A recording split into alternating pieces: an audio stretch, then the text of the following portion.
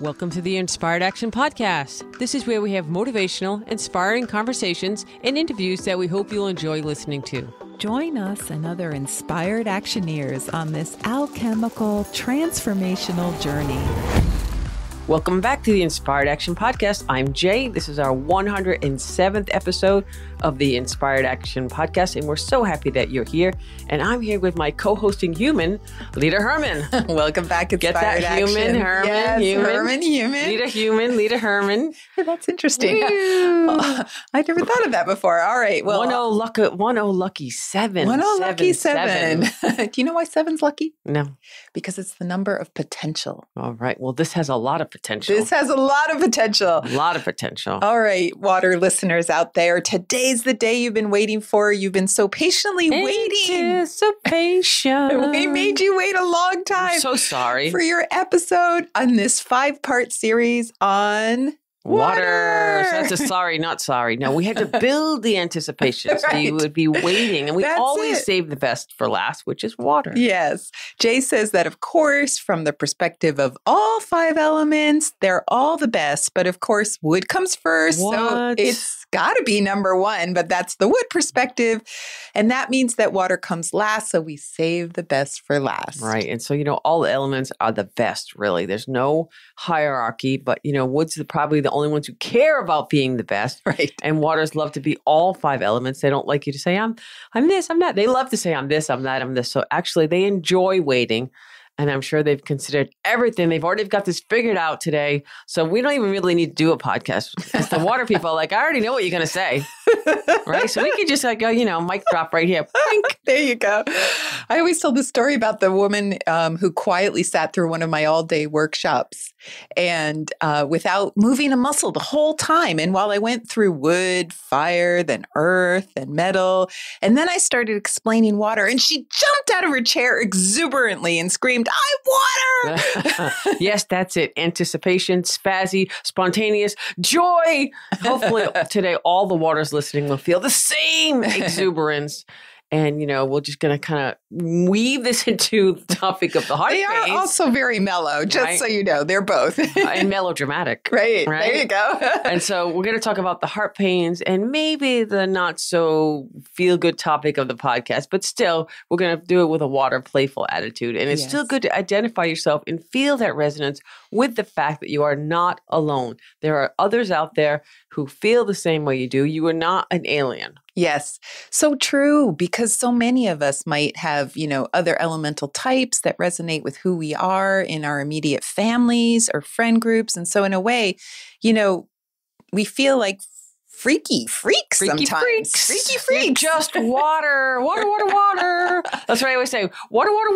They're like, no. I'm like, yes. I'm kidding. But that's a common feeling for a lot of waters. They sometimes feel like they don't fit in anywhere. And we're going to explain that a little bit today and why that is. And it's a big source of the water's pain in their heart and in the world. But Jay, before we jump into the deep end of water exuberantly, yay! Like one of those water bombs, when you jump in and what do they call Cannonball. those? Cannonballs. That's it. They're not water bombs. Cannonballs. I haven't done that in a long time. Oh my God. A cannonball could be a water bomb. Yeah, right? There you go. Because, cannonball's a bomb. But wow. Okay. Didn't remember a water bomb. Okay. Well, anyway, I was going to say before we do our cannonball in the deep end of the pool, let's go talk about Alchemy Learning Center for a minute. Alchemy Learning Center, it is hopping and we have so much going on. I could spend the whole podcast talking about ALC because we have so many cool things going on. But right now, let's just come with a few things to keep people, a little bit planning ahead. So for fall 2023, we're bringing together a new cohort for our MAP apprentice group starting in the fall. Actually, we're starting now because there's a lot of prerequisites. That's true. So we're pulling together everyone. So if you're a last summer. minute person, this is kind of getting to the last minute. Yeah. Because you have a lot to do before, but we love that. Mm-hmm. And then, so that's our MAP apprentice group and that's starting in September. Then we have our retreat in October for all the people in the program. And then we have year 3 and year 2 cohorts moving along on their amazing journeys. It's just so exciting, inspiring to be a part of that as people from all over the world are studying alchemy and 5 elements with us. And so we're very, very happy and we feel gratitude and blessed and all those wonderful words. And I love it because it's a chance for you to immerse yourself in alchemy and the five elements. The apprenticeship program is built mostly for practitioners who want to transition their practices from healing in general, which is usually about getting someone back to their previous state of health, to alchemy, which is really about trying to get the person to be their authentic selves. And even more than that, they may never have been their authentic selves before. And then it's about allowing them to even transcend who they are so they can truly fly in their lives. Yeah. And I think that our program, which is so unique to out in the world, it's basically there's nothing else like it. However, I always say we have to start with the individual first.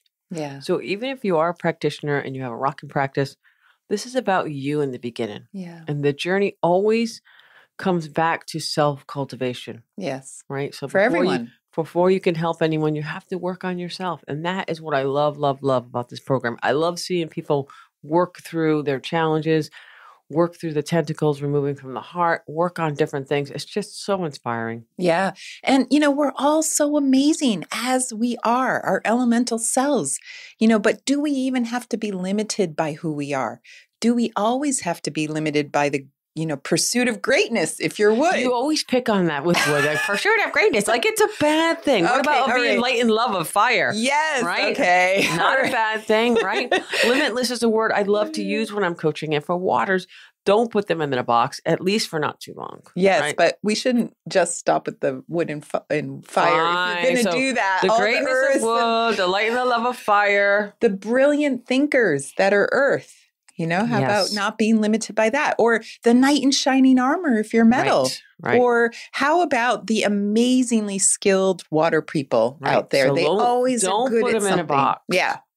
Stay out of the boxes, all the elements, right? So even all the good of all the five elements, being the best you can, even that is limiting. So if we can allow ourselves to let go of even that and be all five elements in ourselves, imagine being all five of those scenarios. I know, it's fantastic. That's Connecting Your Circle, which is a book that that's we wrote. The book we wrote. A little primer, and that's totally cool. And, a lot of the apprenticeship that we have in the ALC, but there's a lot of MAP and the ALC and a lot of initials there, but go explore it.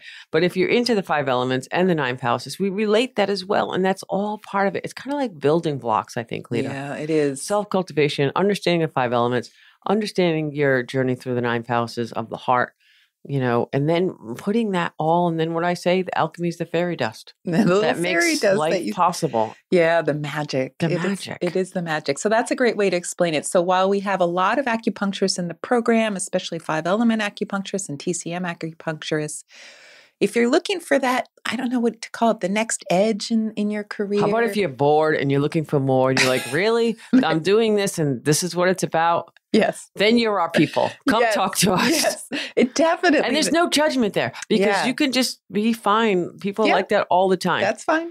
Right? Completely fine. But come talk to us if that's what you're like, wow, really? This is what it's about? And if you're not an acupuncturist, that's okay too. We have some people who join us for this apprenticeship who are really joining for themselves. And they may not even be healers, but they want to dive deeper into this content. They don't want to necessarily practice alchemy on other people, but they want to do this process for themselves. So think about it, Leader. If you're asking yourself, what else is next? What's next? I've done it all. I've seen what I'm here for more. Again, the fundamental question in alchemy is there more to life than this? Right. And if you've asked that question of yourself, then maybe alchemy's for you, whether you do it personally or you practice it with others. Which is also very fulfilling for us to have lay people in the program. So go check out alchemylearningcenter.com. Look it onto the apprentice program if you're interested, or just take a class or come to a retreat. Come to a retreat. In October, there are usually openings for you to get a treatment. Well, I will say the fall 2023, it's already more than half full. It's 3/4 of the way full. Spaces, we will find space if we hope, but we are limited. It's not like everyone can come. Yes. We'd have to make it for the whole month, and it's only for 5 days. Yeah. So, but all right. Well, we've made the waters wait long enough. Let's get back and quickly also through the Mystery Gate Audible book, rate and review. We definitely need some reviews on that. Also the podcast rate and review on Apple, just a couple seconds. It really, really, really makes a difference. And if you like the book, let us know. Do a review. Say, I like it. That's all you have to say. I love it. I like it.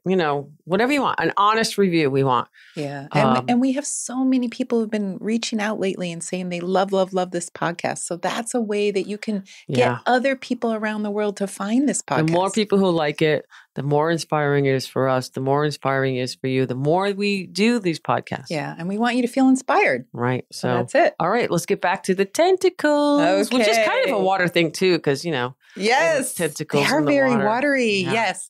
Okay. So in episode 102, we talked about tentacles that wrap around your heart and they cause heart pains. Yes. We identified these tentacles as overindulgence, temptation, greed, jealousy, ego, pride, deep-seated anger, apathy, and fear. Yes. And we explained that we need to understand. That was our bonus one, by the way. Yes, that was our bonus one because we wanted 8 of them. And so we made 8 instead of the 7 deadly sins. Fear. Bonus. So we explained that we need to understand these tentacles so that we can understand why we get so easily triggered. And, we don't even understand what's happening to us when this happens. It's just reaction. Yeah. And while every elemental type can be very reactive, we do need to remind everyone that waters in particular can get very dramatic. Yes, but waters are tricky to understand because water is the most varied elemental type. So whenever you put 2 waters in the same room, it can often be like, how can these 2 people be even remotely the same? One might be like a still pool of water, and one might be like a rushing river. And those 2 don't seem alike at all.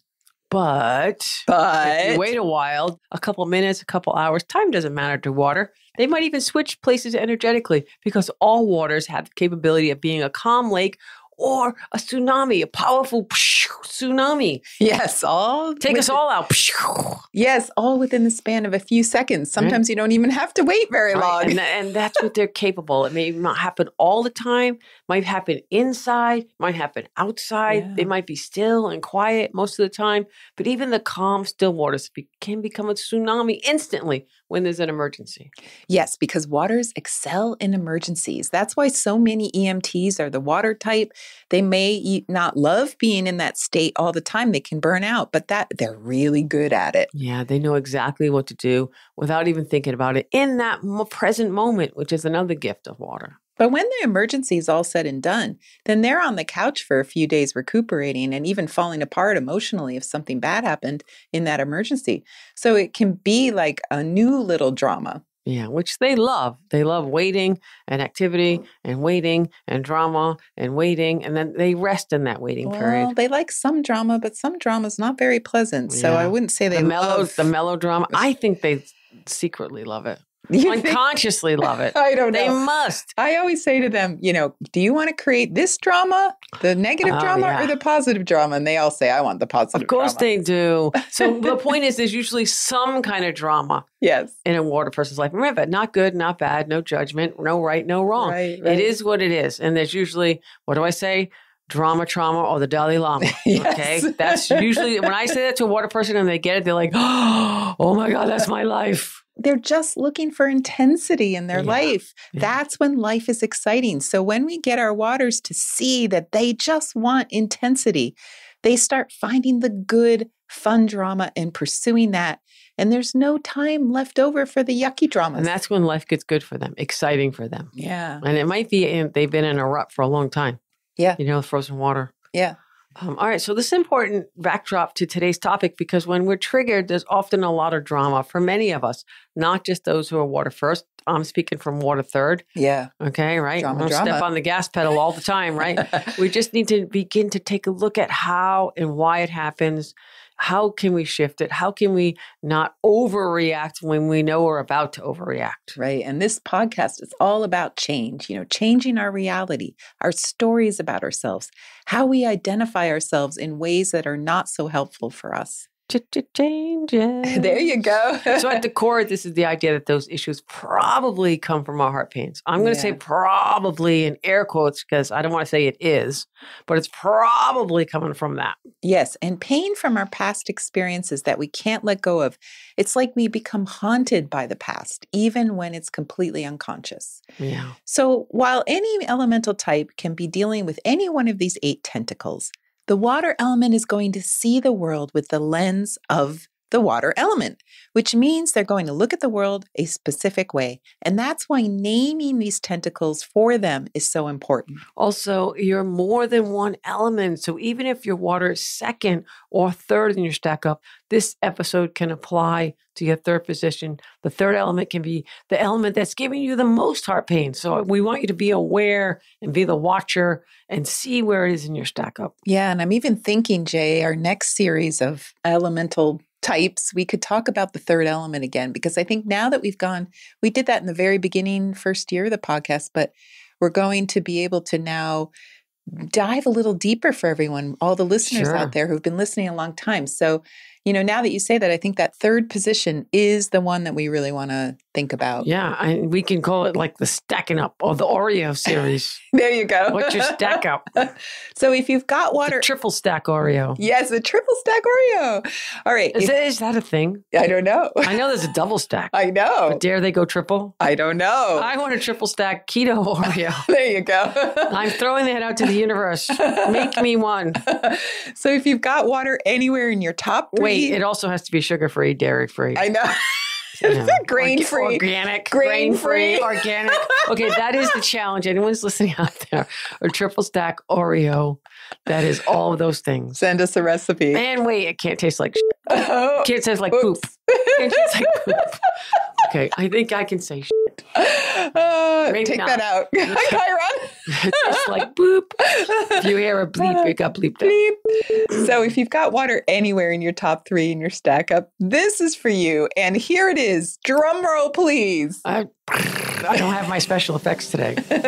Waters are going to be more likely than other elements to have the fear, apathy, and overindulgence tentacles more than any of the other tentacles. And I'll give you the bonus on that. There may be a little bit of deep-seated anger thrown in just because we're talking about water. Yes, that's true. So the first one is fear. Yes. So fear is often translated from Chinese as the emotion associated with the water element. However, I always say this is a mistranslation of the Chinese. What they really meant was the feeling of anticipation. That's what they meant by fear. There's another word in Chinese that means the fear that we mean in English. So the character that was associated with the water element is this feeling of anticipation. That feeling when you're a kid and your parents tell you they're going to take you to the amusement park in 2 weeks and oh boy, you can't wait and you're so excited and you're counting the days and you're imagining all the things you're going to do when you get there. And who you're going to be with and how much fun you're going to have. Yes. So let's take a moment and talk about fear, because normally fear, the way we think of it, isn't a bad thing entirely, because fear is the natural state we feel when there is danger. We should feel fear when we're in a dangerous situation. Yeah, that could be like the wake up and say, be careful to jump or duck, or here comes something like they don't know.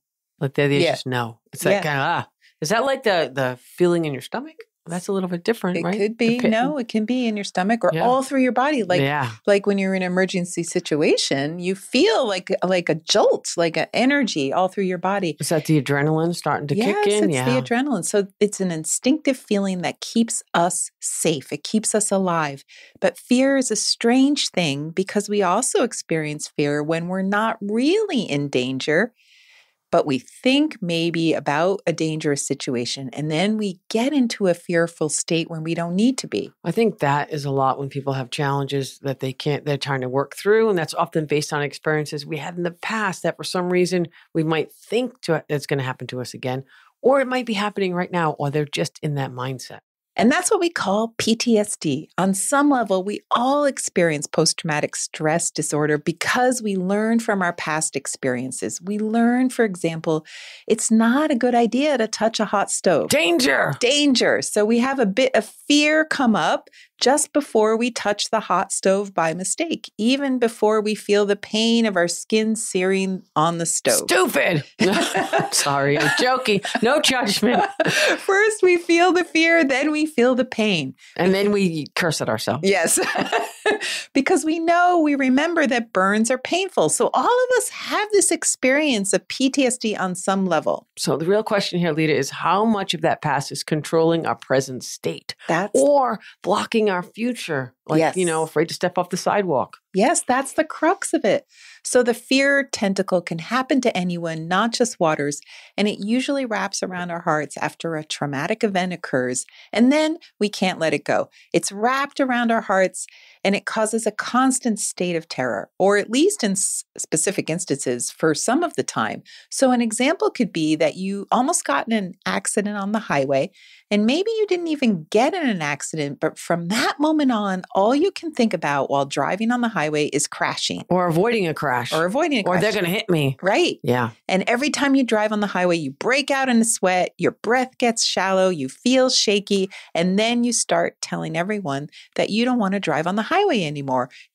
You'll take the back roads instead. Do you know how common that is in my clinic? I see so many people who take the back roads because they're scared of driving on the highway. Yeah, that's definitely. And then now their travel palace and their adventure palace has been compromised. And there's nothing wrong with taking the byway, not the highway, the byway. I'm a big fan of slowing down, watching the scenery if you have the time and the inclination and you enjoy it. Right. If you truly enjoy it, that's okay. And you have all the time in the world, no problem. It's about freedom. Do you want to have the freedom to drive on the highway that takes you 3 hours longer and you have that and you're not inconvenienced? That's fine. Do you have the freedom to drive fast and feel comfortable and just rip down the highway? If you want to. If you want to. So there's the difference. But does it control you? That's the crux of the fear tentacle. Is it paralyzing you? Is it stopping you from being free? What is the story that you're telling? Yeah. Or at the very least, if you still do that thing you want to do and you're uncomfortable doing it, maybe you're pushing yourself to keep doing the things you used to do. Maybe you keep driving on the highway, but the fear tentacle is interfering with your enjoyment of that. Like you said, it's definitely not enjoyable to be sweating and shaky while driving. And this is a very, very simplistic example, but you can apply it to other areas in your life. You can start to see how fear is such a common tentacle for anyone who has trauma in their past. So for waters in general, fear is definitely the most likely of the tentacles. And I just want to say, water people love to drive. Yes. They love to go. They yes. Love to do. They like to adventure. They love to do adventure. So if this shuts them down, it's bad. It's bad. Yeah. Well, no good, no bad, no right, no good, wrong. No bad, yeah. But it's challenging. Yes. Let's go with the challenge. There you go. So remember, living in a state of anticipation. This is water. And hopefully that anticipation is like a really wonderful feeling of exciting events in the future. But we always say your greatest gift can be your worst nightmare for every element. So this excitement for life can also be dread and terror for life when life is potentially delivering bad stuff in the future. Yeah, I love that, Lita. And anticipation is the state of being in the future, may be good or bad, even though we know there's no good. Boy, I said a lot today. Right? I'm trying to be no judgment. No good or no, yeah. However, clearly there is a personal preference. And most of us agree that the bad stuff, when I'm doing air quotes, is bad. So, right, we don't like it. We don't want to do it. Right. It causes discomfort. And we don't like discomfort. Okay, so Lita, let's go more about this fear tentacle. More. Well, don't be afraid. Well, just like tell us about it. Okay. Let me tell. Well, just like the other tentacles we've been talking about, this has to heal. Years ago, a young woman came to me whose first job was to sit at a door of a building and kind of like guard it, like a door monitor. It was a simple job, right? But this freaky thing happened. This guy came in the door and literally collapsed at her feet. He was having a heart attack, and she was the only one there. And she'd been trained in CPR, so she gave him mouth-to-mouth resuscitation. Well, sadly, it didn't work. He died. So needless to say... I don't think he died because of that. No. No, it wasn't her fault. Heart attack, yeah. So needless to say, it was extremely traumatic for her. And here's the thing. From that moment on, she couldn't kiss anyone. It just brought up the fear.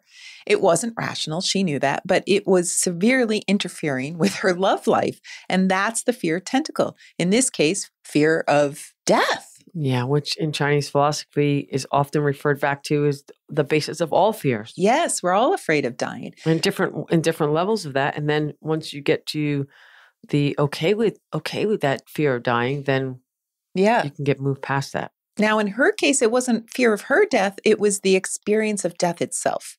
So even though water wasn't her first element, she was just stuck in fear. So just to finish that story, we did the 13 ghost points treatment and released that tentacle around her heart. And from that moment on, she could kiss people again. Wow. So you said 13 ghost points. So if you're brand new to this podcast, the 13 ghost points are an alchemical treatment that we do in the clinic and throughout the MAP training program. We teach people how to do it. We understand about it. And we talked about it earlier in the podcast. I'm not sure what podcast. Lita, you're really good at what number? Pod 29 and 30. How do you do that? I just don't. So if you want to know more about them, you can go back and listen to Pod 29 and 30. See, I knew that. It's all about the 13, which is a fascinating approach to that, the way Lita has really worked on that. It's fantastic. And it's the basis a lot of the training we do in the apprenticeship. Okay, so one way to get rid of any of your tentacles is through those 13 ghost points. But today we're going to talk about another approach in this episode. So stay tuned. Stay with us. I asked Lita to point out that fear is a strange tentacle because it can be very aggravating and cause a lot of drama, even hysteria. And that's something that can happen to water elements wherever it is in your stack up 1, 2, or 3. And they can get quite worked up and feel hysterical or dramatic about traumatic events or even being perceived as traumatic events that aren't really happening, but they feel like they're happening. I don't want to say panic attack or anxiety, but it kind of feels like that and then they're getting triggered by that fear tentacle. So I asked Lita to talk a little bit about that. So, if they're hyperventilating or whatever, Jay, it's like the fear creates a lot. Don't say hyperventilating, Jay. I do not hyperventilate. I have never.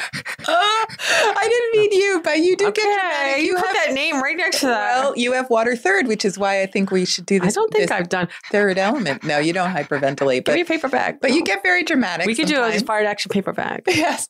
So the fear creates a lot of what we call wind in Chinese medicine, like a little dust devil. I think that's the Tasmanian devil, right? Yes.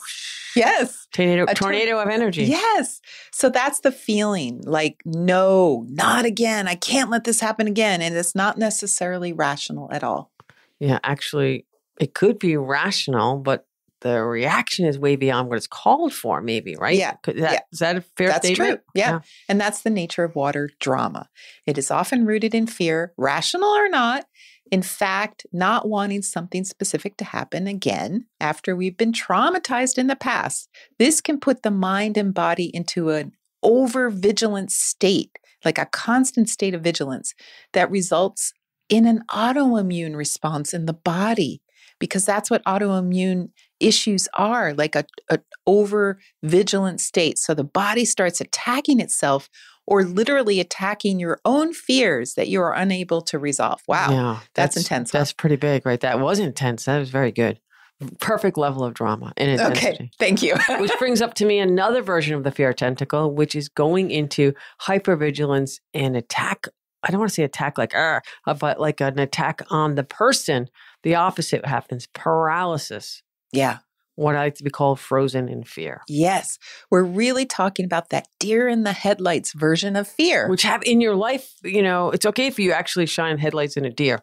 Fine. But if those lights are in your eyes and you're not reacting in your own life, we freeze. And that's a survival mechanism that's hard to undo. It's just for the water elements, they can spend a good chunk of their lives frozen in fear. Yeah, it's like just like, you don't do anything. So doing nothing means nothing's going to happen. Yes. And ice is the one state of water that waters really don't want to be. They can be a still pond. That's great.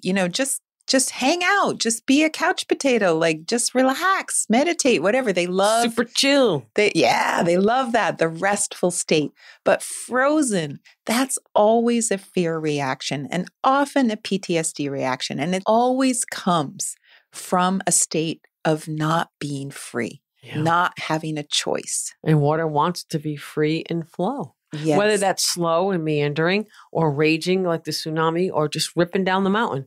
But they want to move somehow. Free to move. Waters need to move. Even when they are paused and still, which is often, They're thinking about moving soon and they're just gathering energy to move. But being frozen, that's a refusal to move. Yes, and I use apathy for that one. Is that correct, Lita? I always like apathy. Yes, it's a little different than the metal indifference and the disconnect, which we talked about in the previous podcast. It's their version of the apathy tentacle, the metal one. So maybe watered down apathy. Yeah, right. Or frozen apathy. Right. So waters, it's a refusal to move because they don't want a particular outcome. And they believe if they don't move, it's kind of smart. If I don't want that outcome and I just stay still, then it's not going to happen. So they become a block of ice. And that ensures that future outcome can never, ever happen. Right. And they can sit in that ice for millennial, right? Think about the woolly mammoth. That woolly mammoth was scared. He was like, frozen. Ah! And then he really got frozen. And remember, like metals, waters are yin, and yin is descending and quiet. So they're not as outgoing and assertive as fires and woods. So waters naturally hesitate a little bit. They can hang back sometimes, which is how metals do it. But for waters, they wait. And then when the time is right, they move, and sometimes very quick, and they can appear quite bold and be really intense. And then sometimes they're just waiting again, waiting for that next moment to move. So when something goes wrong or they get triggered by something in the present, that makes them feel some old painful feelings from the past. And many times they're likely going to be that deer in the headlights standing still. That poor deer. Man, that poor deer. We got a lot of animals today too. The woolly mammoth, the deer. I don't know. We could come up with some more, I guess. But apathy, in my opinion, is that feeling like I'd rather do nothing and just not anticipate what's going on in life because it's just going to be too painful anyways. It's like they think out all the scenarios of what could happen, but so they don't do anything. Yeah. So if I don't participate or anticipate, then I don't have to feel those feelings again. Oh, I like that. I like that. Participate or anticipate. Yeah. Wow. That could be the name of the podcast. That is the name of the podcast. So when we talk about tentacles, we talk about two reasons for them. One is a feeling of lack, which we talk about with things like overindulgence and temptation, where you just want to find a way to fill that emptiness you feel in your soul. And the other reason for tentacles is the need to feel like you're in control. And while apathy doesn't seem related to having control over your life, it is actually a means of controlling your life.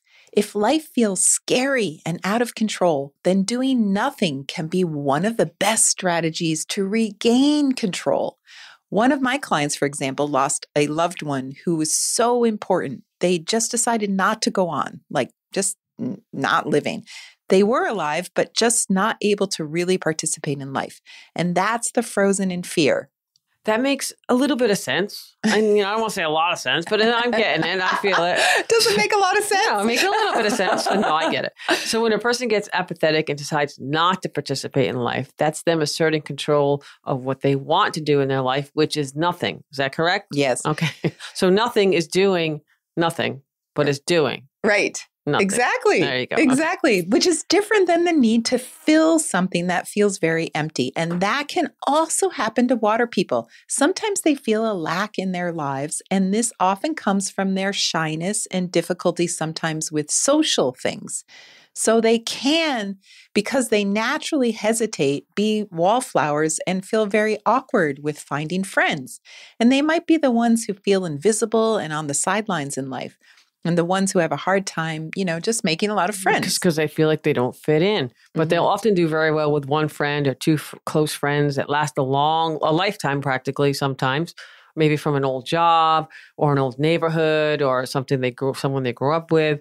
But, then if one of them moves on, it can be really devastating, especially if it's someone from far, far away in the past, like in grammar school, because it's just really hard for them to find another person that fills that void. Yes. So that awkwardness. But they love those old, long friendships. Yeah.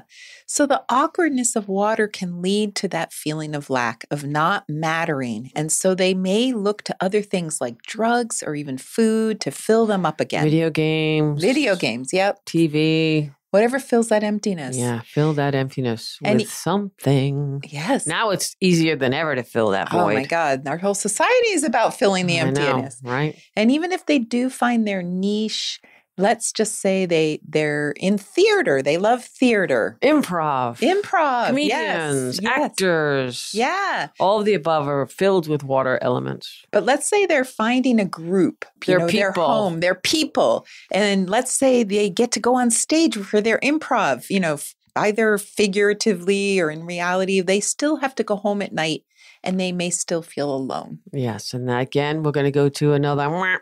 That's where addictions can come in. Addictions can come in to fill that void, but it's a little less like the metal temptation tentacle when you're kind of being bad and doing something verboten. This is more like the overindulgence alone tentacle. At first, it's just doing a little bit of drugs or alcohol or whatever. It feels pretty harmless. But over time, it just keeps getting bigger and bigger and bigger and lonelier. And there's just more emptiness to fill. And they don't want to do that. So the question is why?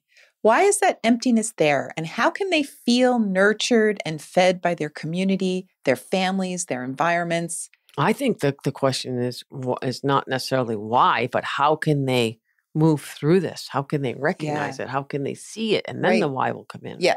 Well, all right.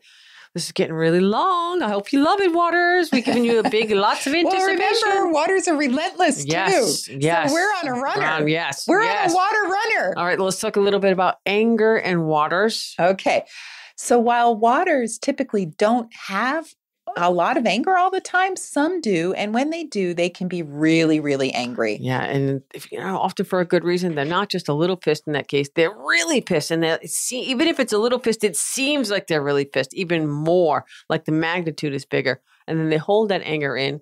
It's because they feel like they're going to be out of control if they let it out. Remember, they know that inside them is the power of a tidal wave. And they also know that power can decimate another person, perhaps even someone they love. So if you really piss them off, they might have to hold that power in to protect others from the destructiveness of letting it out. Yeah, I would imagine this happens to a lot of water elements. Instead of confronting that person they're mad at because they don't like confrontation, they pull back. They don't say anything for a long time.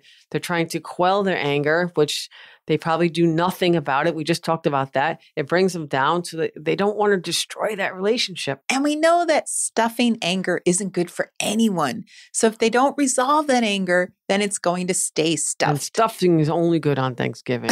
We know that. Right. Although you might stuff a lot of anger on the stuffing day, which is Thanksgiving, because your family's around. Right. That is a big thing. And that will be the stuffing that breaks the straw on the camel's back, so to speak. And you will blow. Yeah. And it goes stuffing everywhere. It's all over the room. It's messy. Not going to be very pretty. No. This is definitely huge for all waters because it's so common for them to feel like this when they're really mad. And another odd variation of this is what I like to call the stubborn block. The unresolved anger gets lodged inside. You don't like to call it that. Woo, you're stubborn. Yay. But we see it a lot. But they know this, so we can say it. They have unresolved anger that gets lodged inside, and they know they have to release it to feel better. And they actually know what they have to do to feel better, but they refuse.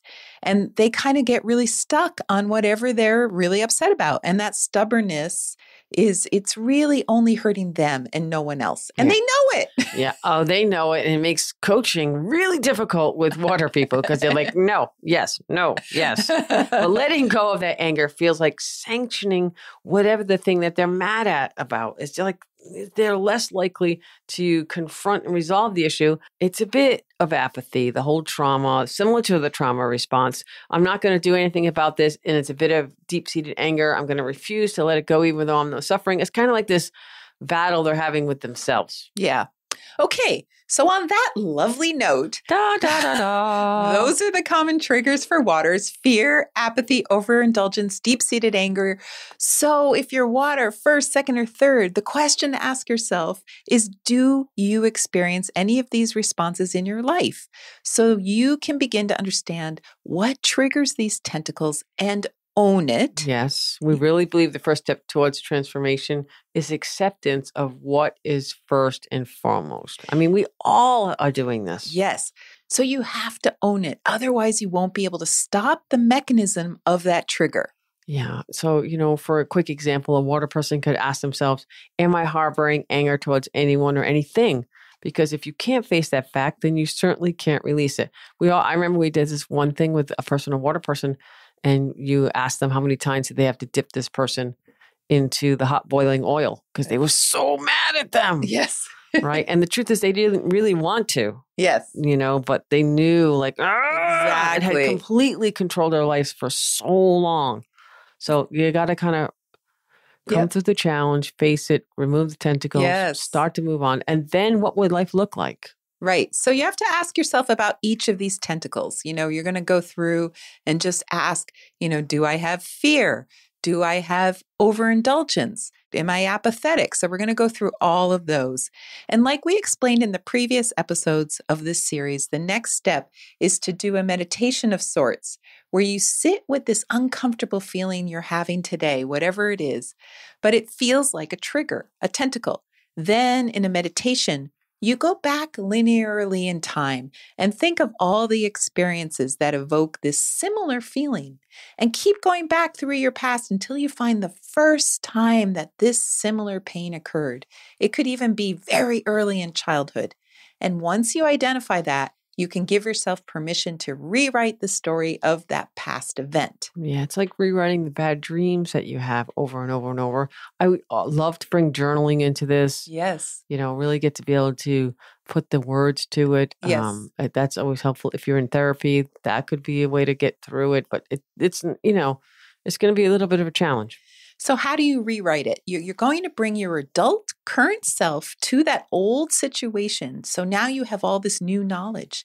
So you can bring that knowledge back to that situation and imagine. You have to use your imagination here. Imagine your current self arriving at the scene of the crime, so to speak, and just saying, no, this can't go on. So you can tap into your fire who has the wild imaginations, right? Yes. If you can name it, you can imagine it, you can rewrite it. Right. And you do this until you feel a sense of relief. Something in you says, yes, that feels better. That soothes the trauma. And you let that soothing in. It's like a sigh of relief. And then before you finish that meditation, you can now bring that new feeling of relief forward in time. Remember, this takes time. So forward into time to all the similar situations that you can remember when you used to be triggered, and you can rewrite that trigger history. Maybe you can rewrite the trigger history. What triggers you? Just become aware. And Lita, before we move on, I know we've done Ho'oponopono with water people. Yes. And at first there's resistance, but it is part of this. Yes. And we have talked about that many times before on the podcast. So basically, you're essentially healing all the negative stories you've created around that pain. Or trauma, pain or trauma. And, you have the meditation in the ALC that Lita recorded that walks you through this process, right? It's kind of like holding on the hand of mommy. Yes. Universal mommy. Yes. Right? We call it the Free Your Heart meditation. It's in the second stage of Alchemy Meditations in the ALC. That's alchemylearningcenter.com. And so we've got these main themes for water. Now remember, all the other tentacles are still possible for any element. We've been just talking about some common reactions to trauma for water people. Yeah, we really want all the inspired actionary listeners out there who sincerely want to free their hearts to be able to live their best lives through this sometimes challenging work. And it's about having a choice. Can your heart be free to live an inspired life? And do you want to take back your choice in life and not let this make the choices for you? So that completes our series on the tentacles associated with each element, and we're moving forward now. So the reason, Jay, we wanted to go through all those tentacles is that in alchemy, it's essential to feel passionate about what you really want in life. Yes, I agree 100%. Let's go back to what got us going on to this topic is we want your heart to be free, to be able to be excited, enthusiastic, find that passion. And if your heart is not free, then you can't even ask yourself that really important question, what do I really want? Or get excited about the answer to your what do I really want question. Which we also have as a meditation in ALC. Yes. So the heart needs to be free to make the choices you want to make in life. So this is a journey, a self-exploration, and it's challenging, and we just love all that stuff. Yeah, so that's it for today. We're excited to bring you a new series next podcast, so stay with us. Yes, and you could think of this as evolving out of whatever stuck place in society or your family cornered you in or put you in, and find a way to flow out of it and let that water go. And don't be the woolly mammoth stuck in the block of frozen ice. And to look out for the deers with the headlights. That's all I'm saying. And participate. Participate. And anticipate good things. Yes. Participate in your own life. Yeah. Anticipation. Anticipation. Yeah, I'm not singing anymore. I'm done. It's making me That's wait. Lita taking you out with that. Goodbye. Have a good day. Don't be a woolly mammoth. Look out for deer with the headlights or flashlights. You've been listening to the Inspired Action Podcast, and you've reached the end. Woohoo! Why not celebrate a little bit and click that subscribe button right there? We love having you with us on this journey, and we want it to continue. You can also rate and review this podcast. And if you have already, thank you so much. We read all reviews, and your reviews help other people find this podcast as well. You can also be a part of this podcast yourself by submitting a voice recording message and emailing it to us at lita@inspiredactionpodcast.com or jay@inspiredactionpodcast.com. And if you want, you can join our Facebook group or follow us on Instagram. Join us next week for another Inspired Action conversation. And thank you for listening. Thanks for listening, and remember to hug the dog. God, it's like I have a tsunami in my mouth. Okay, one more time. 5th time's a charm. I don't know, maybe. I'm not doing that. The chickens are making a racket.